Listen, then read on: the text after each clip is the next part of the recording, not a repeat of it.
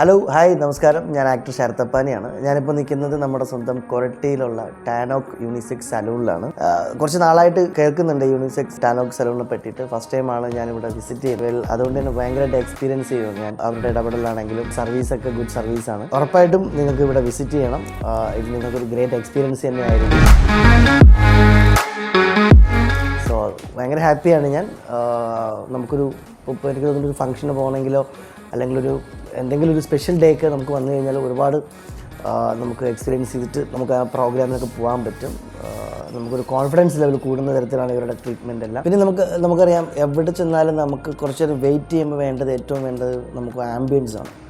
നല്ലൊരു ആംബിയൻസ് നിങ്ങൾ ആഗ്രഹിക്കുന്നുണ്ടെങ്കിൽ ഉറപ്പായിട്ട് ഇങ്ങോട്ട് വരാം.